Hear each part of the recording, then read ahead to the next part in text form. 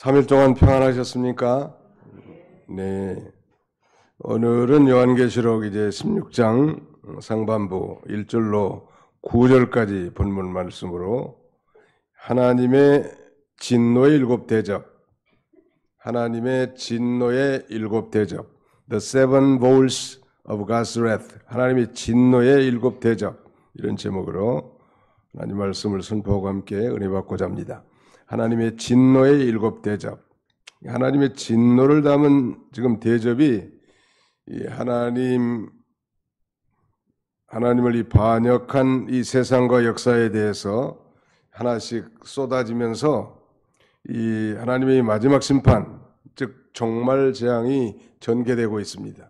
우리는 그동안에 일곱 인재앙, 그리고 일곱 나팔재앙, 그리고 마지막 이제 일곱 대접재앙을 우리가 살펴보는데, 일곱 대접재앙은 일곱 번째 그 나팔재앙의 내용인데, 오늘 보면 이제 요한계시록 16장에는 첫 번째 대접재앙부터 시작해서 마지막 일곱 번째 대접재앙이 쏟아지면서 하나님의 이 진노와 심판이 아주 무섭게 진행되고 있습니다. 말세는 하나님의 이 진노의 심판으로 이 세상에 일곱 대접재앙을 내리게 되는데, 우리가 15장에서 증거한 대로 이제 일곱 대접재앙은 마지막 재앙이란 말. 특별히 그 일곱 대접재앙은 진노의 일곱 대접재앙이라고 했습니다. 하나님이 자비하시고 은혜로우시며 또 한없이 용서하시는 사랑의 하나님이시지만, 그러나 우리 하나님은 한편으로는 또 공의의 하나님이시기 때문에 하나님의 뜻을 거역하고 끝까지 반역하고 회개치 않는 자들에 대해서는 반드시 진노하시는 하나님이시죠. 반드시라는 말은 100%예요. 뭐 99.9%가 아니고 100% 반드시 하나님이 심판하신다는. 나팔장에서는 그 재앙이 내릴 때 그 심판받는 대상, 재앙을 받는 대상들이 3분의 1이라고 했는데, 여기서는 인류 전체가 재앙을 당하게 된다는 거. 그러니까 지금까지 일곱 인재앙이나 일곱 나팔 재앙에서는 말하자면 부분적이고 그 재앙이 제한적이었지만, 그것에 반해서 이 대접재앙, 일곱 대접재앙은 그 범위가 전체적이라는 거. 오늘 일곱 대접 중에 한 4가지만 살펴보려고 합니다. 시간 관계상. 그러나 전체적으로 보면 이제 첫째 대접장, 즉 첫째 대접을 천사가 쏟아부으니까 이 독한, 악독한 이 종기가 이 생기겠다고 했습니다. 엄청난 말하자면 옛날 성경에는 종기를 헌대라고 했는데 아주 악성, 종양이라고 해도 틀리지 않을 것 같아요. 그 다음에 이 두 번째 재앙이 쏟아지니까 그 바다에 쏟았는데 바다가 피가 된 내용이에요. 3절에. 세 번째 대접재앙은 강과 그 다음에는 샘이 다 피가 된다는 거예요. 마치 그 출애굽 당시에 하나님께서 모세를 통해서 그 애굽에 내린 첫 번째 재앙이 피재앙 아니에요? 그 다음에 네 번째 재앙은 해가 사람을 태운다는 거예요. 우리 동물이나 식물이나 만물이 해가 없이는 살 수 없는 그런 존재들인데, 마지막 때가 되면 이제 해가 사람을 태우게 된다는 거예요. 다섯 번째 대접장은 아주 어두워진다는 거예요. 이 다섯 번째 대접장은 이제 10절이 나타나는데, 10절 또 다섯째 천사가 그 대접을 짐승의 왕자에 쏟으니 그 나라가 곧 어두워지며 사람들이 아파서 자기 혀를 깨물고 아픈 것과 종기로 말미암아 하늘의 하나님을 비방하고 그들의 행위를 회개하지 아니하더라. 이런 엄청난 재앙에도 불구하고 이 대접재앙 가운데서는 회개하지 않는다는. 한번 더 합시다. 회개하는 자가 복이 있는 자입니다. 예, 누가 죄 짓지 않은 사람이 누가 있냔 말이에요. 눈만 뜨면 죄 짓는 게 우리네 인생인데, 그러나 회개는 성령의 역사예요. 그러니까 회개가 된다는 것은 성령으로 회개되는 거예요. 회개를 끝까지 안 한다는 거 이건 불택자일 가능성이 많고 결국 하나님의 진노 아래에 있게 되는 것입니다. 사람들이 잘못한 것에 대해서 잘못한 것보다 더 무서운 죄는 회개하지 않고 끝까지 완악하고 강팍하게 돌아가는 거. 이게 참 더 무서운 거죠. 그 다음에 이제 여섯 번째 재앙은 유브라데 강이 말라진 재앙이고요. 그래서 이제 동방에서 사람들이 몰려서 마지막 전쟁, 소위 아마겟돈 전쟁이 벌어질 걸, 인류 최후의 전쟁이 벌어질 걸 가리키고, 마지막 일곱 번째 대접재앙은 지진과 재앙이 임한다는 것. 그것도 전 세계적으로. 오늘 뭐 이걸 다 살펴볼 수 없으니까 시간 되는 데까지 하나씩 살펴보고자 합니다.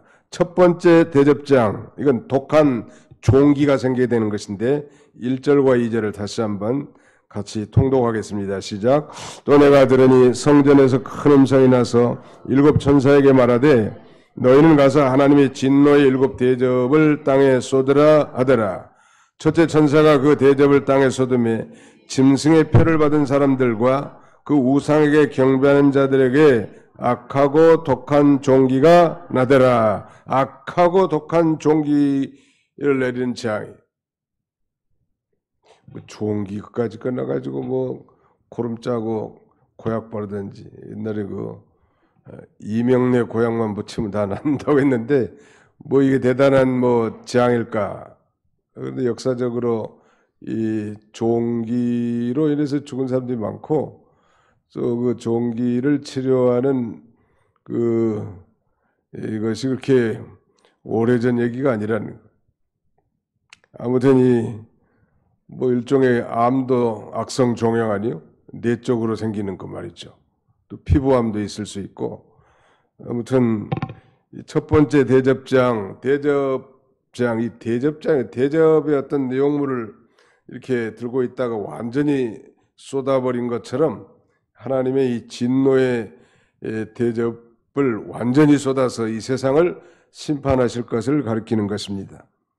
하나님께서 지금 1절에 보니까 일곱 천사에게 진노를 담아 일곱 대접을 쏟으라고 명령하셨죠. 또 내가 들으니 성전에서 음성이 나서 성전에 좌정에 계신 전능하신 하나님께서 그 일곱 천사에게 뭐라고 말한 거면 너희는 가서 하나님의 진노의 일곱 대접을 땅에 쏟으라 하더라.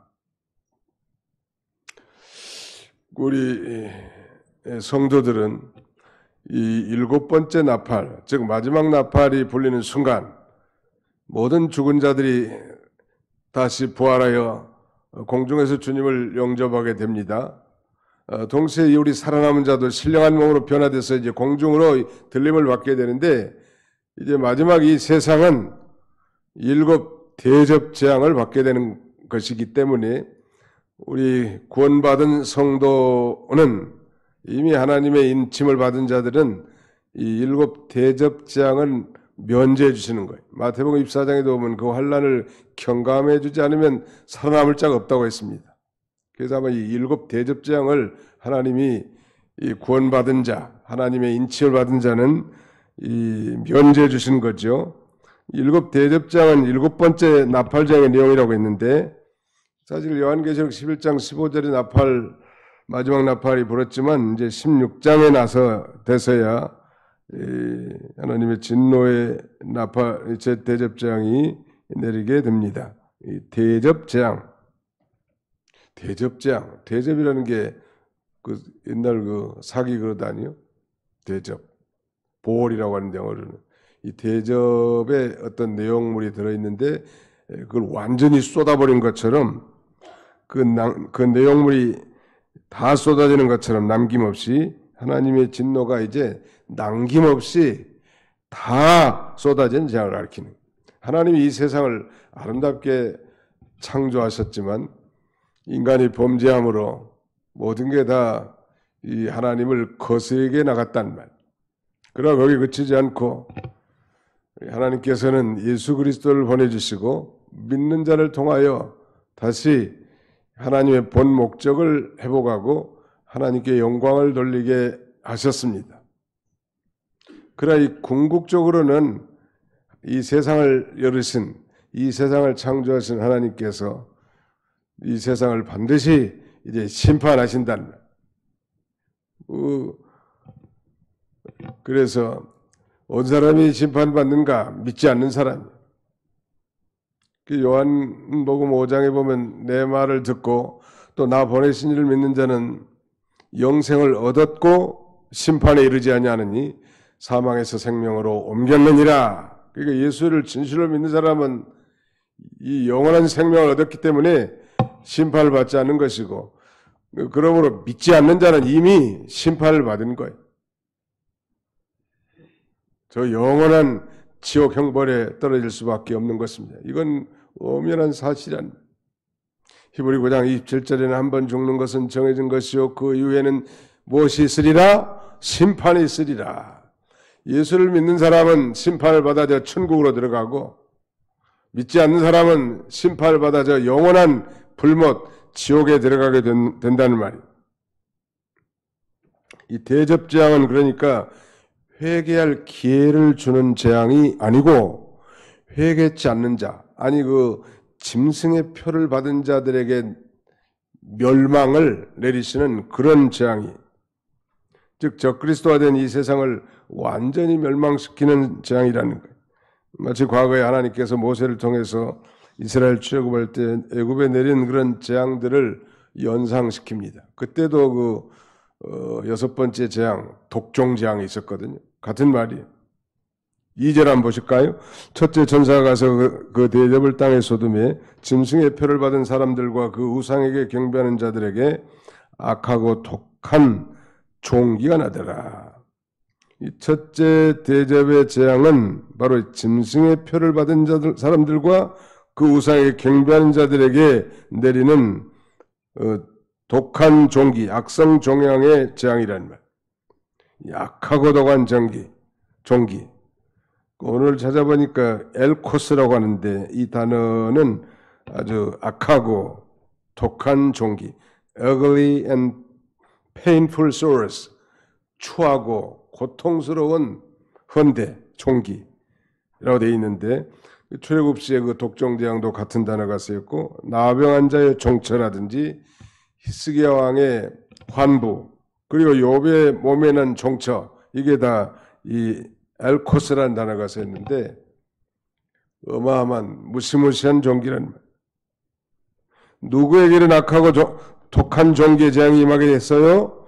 2절 다시 한번 읽읍시다. 2절 시작. 첫째 선사가 가서 그 대접을 땅에 쏟음에 짐승의 표를 받은 사람들과 그 우상에게 경배하는 자들에게 악한 종기가 나더라. 누구에게 이 악한 종기의 재앙이 임하게 된다고 했습니까? 네, 짐승의 표는 우리가 13장에 본 대로 바로 666표란 말이에요. 666이라는 숫자는 상징수입니다. 일부 시한부 종말론자들이 주장한 것처럼 그렇게 손이나 이마에다가 표시하는 것만 강조해서는 안 돼. 설령 그런 시대가 온다 할지라도 짐승이란 바로 적그리스도의 국가 세력을 짐승이라고 했는데, 이 세상에 하나님을 떠난 이 세상의 원리와 사상에 동조하고 통일된 행동을 하지 않은 사람, 이런 사람들 다 죽인다는 건데, 다시 말씀드리면 그 짐승의 표를 받는 사람은 설계하지만 짐승의 표를 받지 않는 사람들은 아예 생존권을 박탈시킨다는.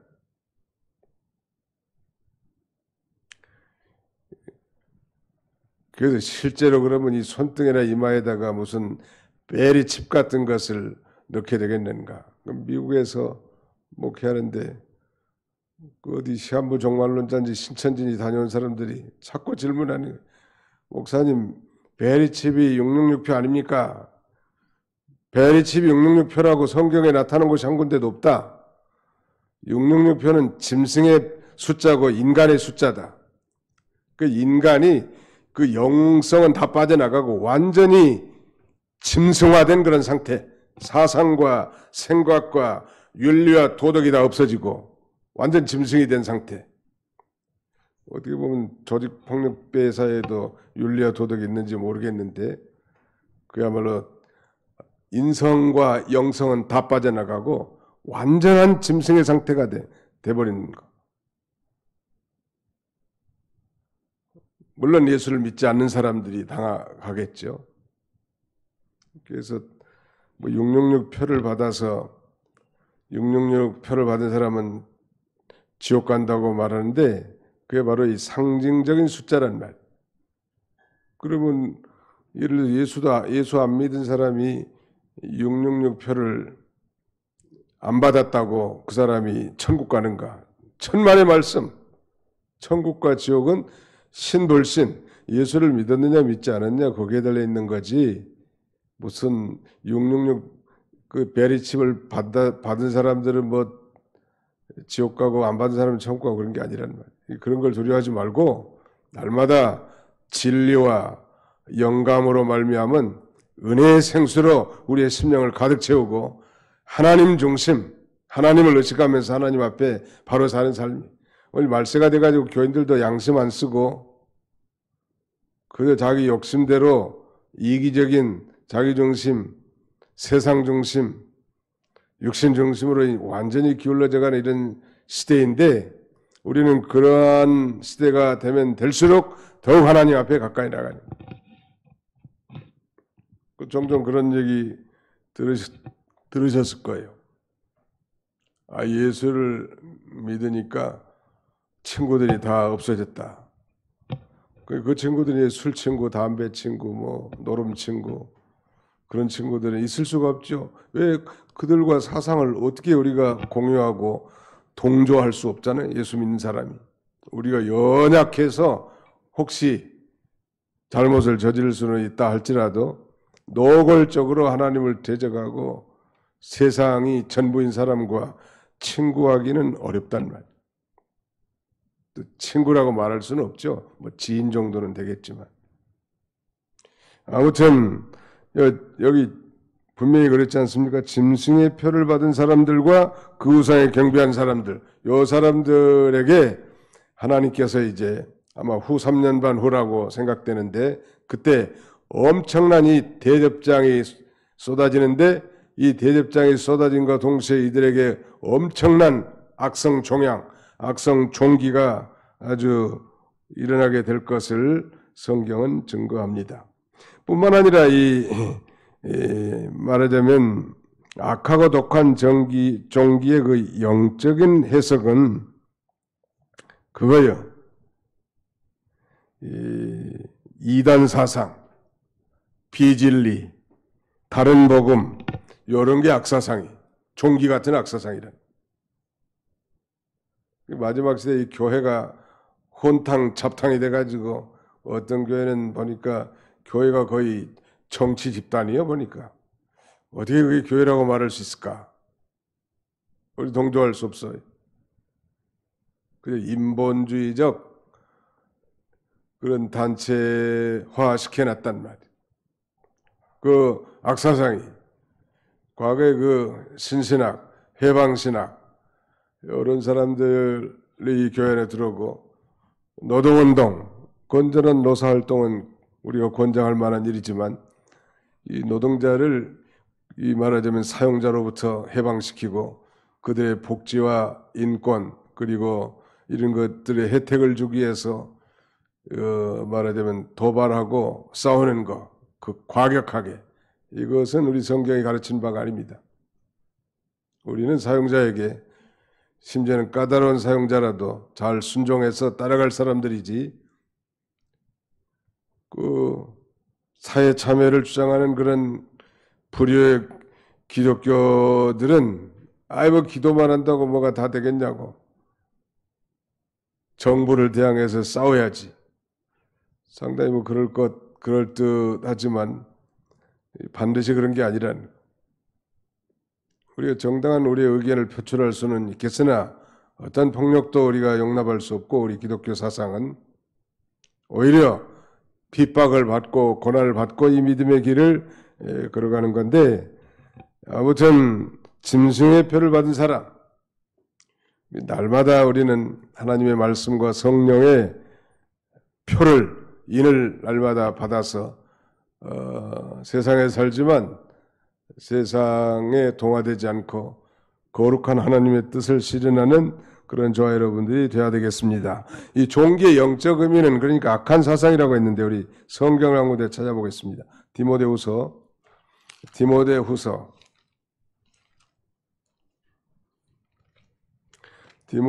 제 2장 16절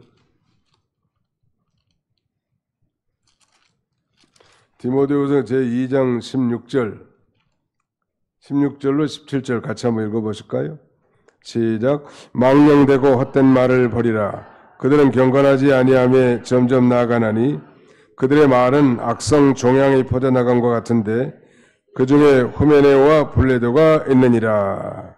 이 후메네오와 빌레도 같은 사람이 악성 종양 같은 사람인데 특별히 말하자면 진리를 왜곡한 건데 18절에 보면 진리에 관하여는 그들이 그릇되었도다. 부활이 이미 지나갔다 하므로 어떤 사람들의 믿음을 무너뜨리느니라. 그게 이 진리를 왜곡하는 이단자들이 다 악성 종양 같은 사람들이고 그런 사상을 건전한 교회에서는 배격해야 된다는. 미국에서는 소위 그 근본주의 운동, 펀더멘털 무브먼트라는 게 일어났는데 그 유년신학교를 중심으로 아니 예수님의 부활을 믿지 않는 사람에게도 목사 안수를 주자. 이런 아주 엄청난 잘못된 사상들이 올라왔기 때문에 근본주의 운동은 그 반대에 말하잖아요. 예수 그리스도의 이 십자가의 대속적 죽음과 부활을 믿지 않는 사람도 목사 안수를 준다. 그 사람이 목사 돼가지고 성도들을 살릴 수 있겠냐는 말이야. 다 죽이는 거지. 믿지 않고도 목사 노릇한 사람 많아요. 독일에는 그 목사님의 월급을 정부에서 준대요. 백성들에게는 종교세를 받아가지고.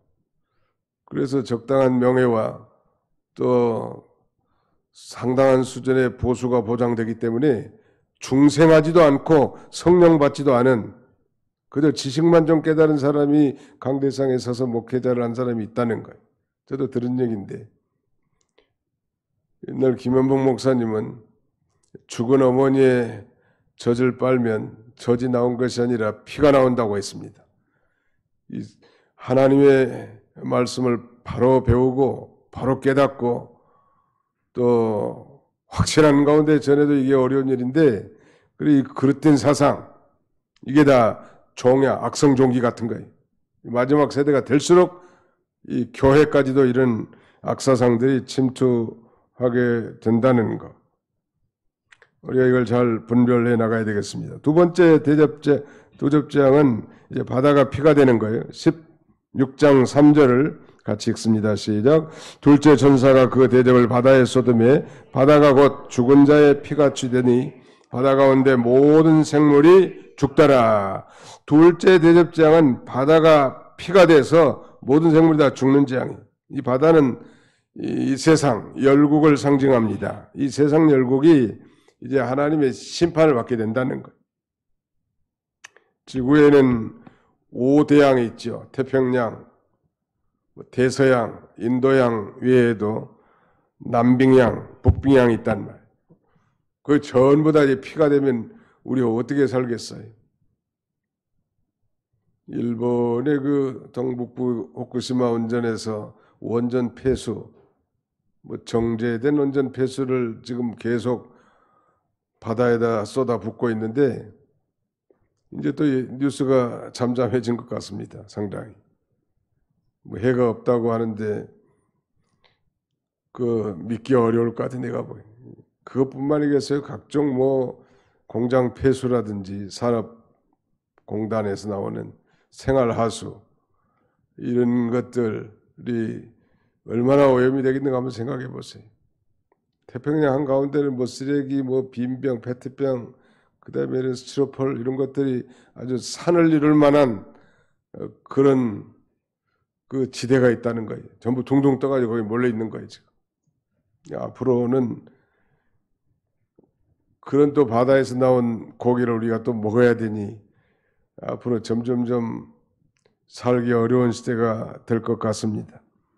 나팔 재앙 때는 그 재앙이 3분의 1이 됐는데 이제 대접장에서는 말씀드린 대로 인류 전체에 그 영향이 미칠 것을 말씀합니다. 죽은 자의 피같이 됐다는 거예요. 피는 생명을 상징하기 때문에 이제 세상이 생명력이 없고 희망이 보이지 않고 사망의 바다가 될 것을 말씀해 주는 것입니다. 모든 생물이 죽더라. Every living thing in the sea died. 바다 속에 있는 모든 살아있는 생물들이 다 죽는다는, 살 수 없는 세상이 돼가는 거예요. 점점점. 바다는 많은 물고기들을 사람들의 음식물로 공급하는 공급원인데 바다에 내린 재앙은 거기에 많은 걸 의존하고 있는 그 의존한 인간에게 그 유익을 주는 것인데 오히려 그것이 이제 인간에게 해를 주는, 고통을 주는 재앙으로 다가온다는 것. 마지막 때, 후 3년 반 시대에 7 대접장 가운데 이 두 번째 재앙이 바다에 쏟아질 때 바다가 죽은 자의 피같이 된다는 거예요. 우리도 한창 70년대, 80년대 산업활동이 왕성하게 되니까 시골에도 뭐 웬만한 색강들이 전부 다 축산 폐수라든지 공장 폐수로 다 댕겨가지고 물고기들이 다 사라지고 철새들이 나타나지 않았었지요. 한 2000년대 가까이 되니까 이제 환경운동이 활발하게 진행돼서 다시 찾아온다는 거 아니? 오리도 찾아오고 뭐 철새도 찾아오고. 이게 참 지금도 후진국들은 뭐 인정사정 볼 것 없이 다 쏟아내 보내는 거. 그 전부 다 이 바다에다 몰릴 건데 말이죠. 영적으로 말한다면 이 바다에 대접을 쏟을 때 죽은 자의 피같이 된다는 것은 바다는 이 세상을 가리킨다고 했으니까 온 세상에 이제 정직과 공의, 그 다음에 선과 도덕이 없어지고 악해져서 이제 더 이상 이제 진리를 세워나갈 수 없고 더 이상 이 사람이 살 수 없는 상태가 된다는 거. 점점점 그러게 될 것 같아요. 우리 후세대들 지금 요새 뭐 초등학생, 중학생 포고마율이 4%라는데 과거에 뭐 25%, 20% 될 때하고 얼마나 차이가 있겠냐는. 이제 뭐 교회로 안 와. 축구장에는 가지만 야구장에도 가고. 점점 이제 우리 자녀들 양육하기도 어려운 시대가 될 것 같습니다. 공의나 정직, 도덕과 선이 다 상실되는 그런 시대 한번 상상해 보세요. 점점 그렇게 돼가고 있는 것 같습니다. 30년 전만 해도 우리나라가 이 정도는 아니었다고. 또 30년에 20년 전, 한 50년 전에 절대 그러지 않았거든요. 예의가 있고 도덕이 있고 질서가 좀 있고 그런 시대였는데 이렇게 급속하게 아주 윤리 도덕이 다 무너지고 폐륜적인 사회가 되어가고 있어요. 이게 한국만의 현상이 아니고 전 세계적인 현상이에요. 지금 우리는 이런 시대를 보면서 거기에 동화되지 말고 점점점 우리 주님의 재림이 임박했구나, 이걸 깨닫고 더욱 하나님께 돌아와서 하나님이 기뻐하시는 이 삶을 살아야 할 것입니다. 그 다음에 세 번째 대접장 4절로 7절인데 같이 한번 읽어봅시다. 4절로 7절 시작. 셋째 천사가 그 대접을 강과 물 근원에 쏟음에 피가 되더라. 내가 들으니 물을 차지한 천사가 이르되 전에도 계셨고 지금도 계신 거룩하신 이여 이렇게 심판하시니 의로우시도다. 그들이 성도들과 선지자들의 피를 흘렸으므로 그들에게 피를 마시게 하신 것이 합당하니이다 하더라. 또 내가 들으니 제단이 말하기를 그러하다. 주 하나님 곧 전능하신 이시여 심판하시는 것이 참되시고 의로우시도다 하더라. 인류 역사 가운데 이 크고 작은 심판과 재앙이 언제나 있어 왔죠. 그러나 그것들은 언제나 뭐 한 나라에 국한된다든지 한 문화권에 해당된다든지 아니면은 한 지방, 한 장소 등이 부분적이었습니다. 그러나 예수 그리스도의 재림 때, 아니 재림 이후에 나타날 이 대접장은 하나님의 심판은 과거의 노아의 홍수와 같이 지구 전체 전 인류에 해당되는 노아의 홍수는 국부적인 홍수 현상이 아닙니다. 전 지구촌이 다 물에 잠긴 말하자면 대사건이에요. 대홍수라고 그러잖아요. 대홍수. 노아의 홍수 이후에는 그렇게 전체적인 그런 심판은 없었는데 이제 마지막 이 대접재앙 때는 전체적인 거예요. 전 세계가. 요새 뭐 조금씩 느낄지는 모르지만 과거에도 뭐 지진도 있었고 홍수도 있었고 전쟁도 있었고 그 다음에 난리와 난리의 소문도 들어왔지만 근래 한 2000년대 이후는 가속을 못해가지고 반복만이 아니라 훨씬 더 중한 지진과 전쟁과 전염병 이런 것들이 가중되어 나타나왔고 앞으로는 더 심하게 될 것입니다. 이런 것을 우리가 예상하고 잘 대비하고 사는 게 중요해요. 훨씬 더 지구촌은 더 불안정하고 지구의 종말이 훨씬 더 임박한 가운데 있다는 그 4절에 셋째 천사가 그 대접을 강과 물 근원에 쏟음에 피가 되더라. 세 번째 대접장은 강과 물 근원이 피가 된다는 말. 자연은 총면이 다 재앙을 받게 된 걸 가리키는데 앞전에는 이 바다가 다 피가 됐다고 했는데 이제는 바다에 내려갈 신선한 물이 제공되는 이 강과 물 근원이 다 피가 됐단 말.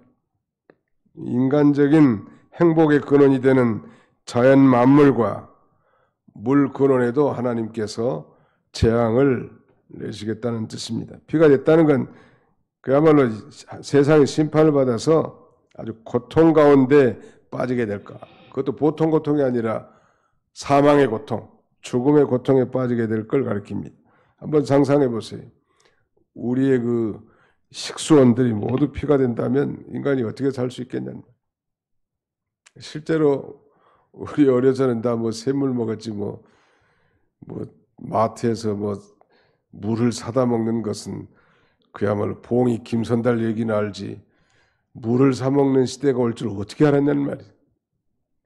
어디를 파든지 맑은 샘물이 콜콜 쏟아져 나오고 다 그렇게 살았는데 이제는 뭐 물을 안 사 먹는 것이 오히려 미개인처럼 생각되는 이런 시대가 됐는데 앞으로는 이제 모든 물 근원과 강이 다 피로 그야말로 피는 생명의 근원이니까 말하자면 이제 그 다 죽는 상태가 된다는 거예요. 이 세상과 세상적인 모든 것은 다 지나가고 말 것입니다. 실제로 이제 강과 물의 근원이 피가 될 수도 있다는 것. 5절 보시면 내가 들으니 물을 차지한 천사가 이르되 전에도 계셨고 지금도 계신 거룩하신 이여 이렇게 심판하시니 의로우시도다. 그들이 성도들과 선지자들의 피를 흘렸으므로 그들에게 피를 마시게 하신 것이 합당하니이다. 하나님의 심판은 의로운 심판이에요.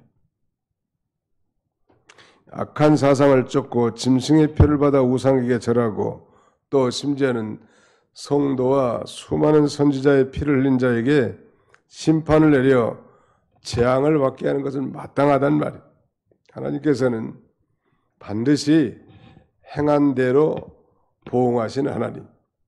하나님이 다 그저 넘어간 것 같지만 하나님은 철저하시죠.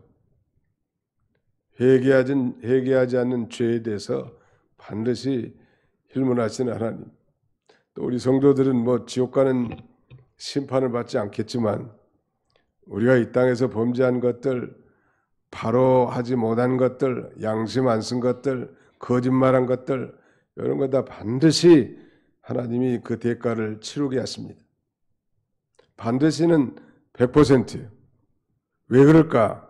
안 믿는 사람은 저 영원한 지옥 심판이 있기 때문에 어떻게 보면 그들의 이 잘못, 그들의 그 불의함 이런 걸 아주 뭐 철저하게 심판하지 않는데 우리 성도들은 이 마음만 좀 삐뚤어지게 했어도 하나님이 간섭하시고 징치하시는 하나님.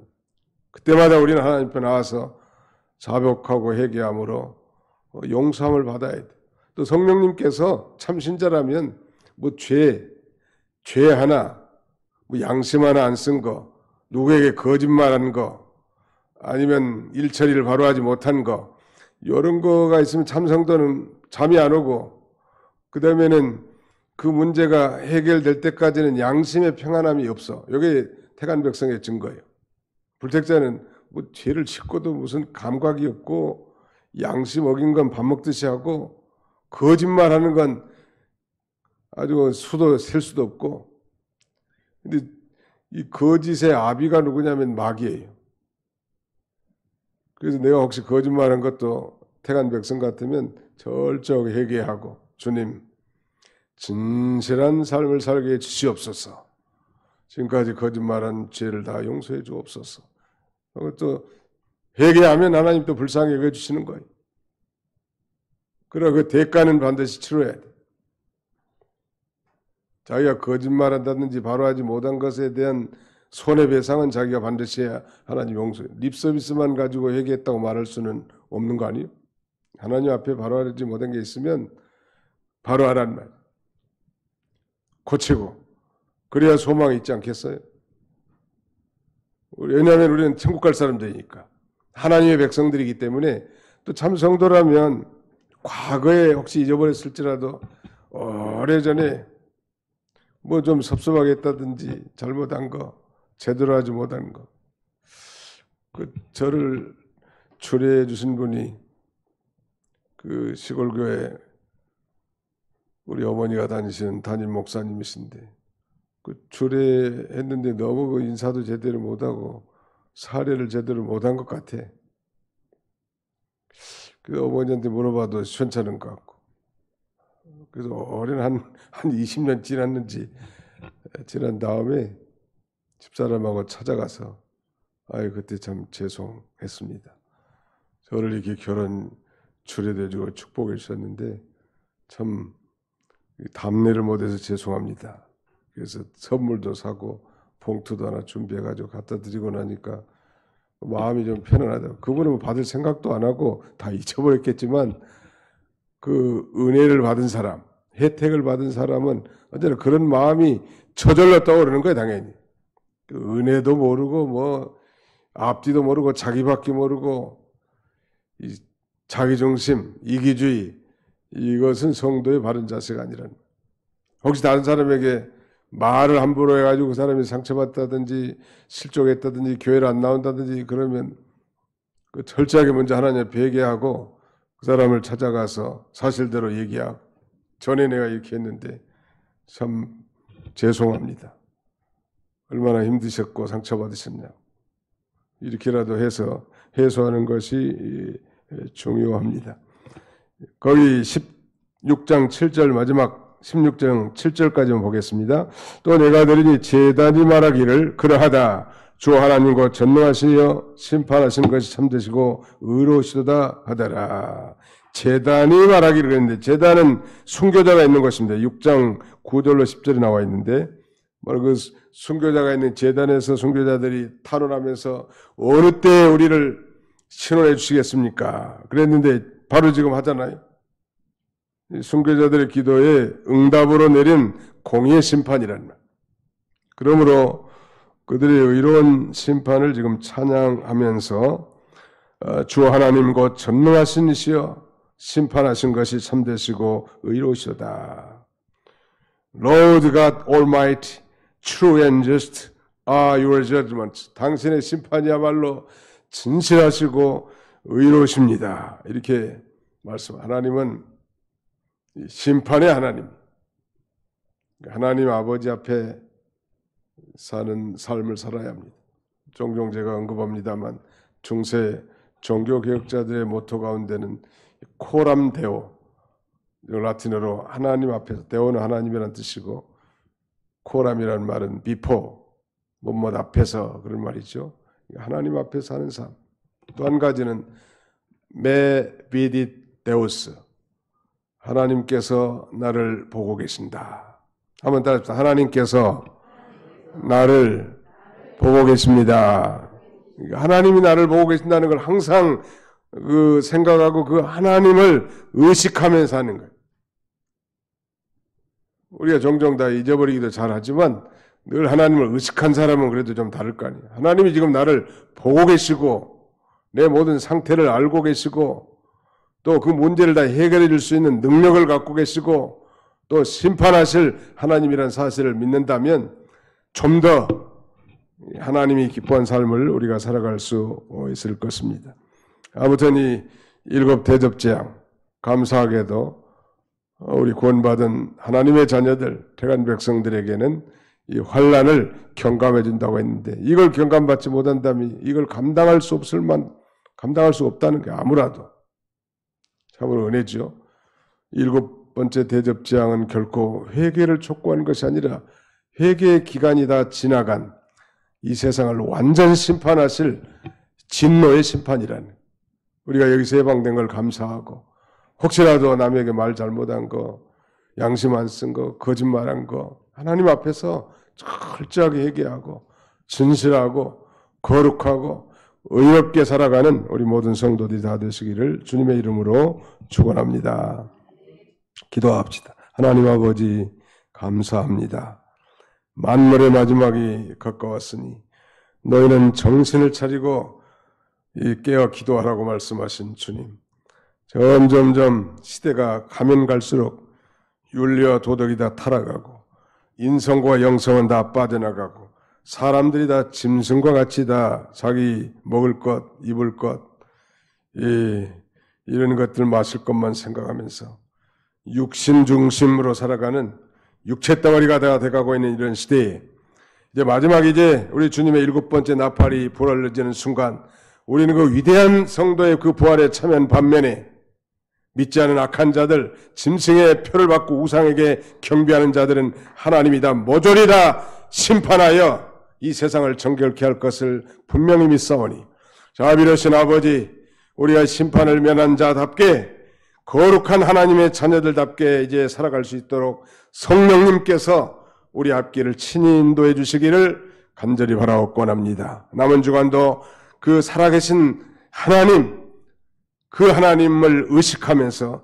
하나님이 나를 보고 계신다는 의식 속에서 믿음으로 승리하며 살아갈 수 있는 우리 모든 성도들이 다 되게 해 주시옵소서. 예수님의 이름으로 기도하옵나이다. 아멘.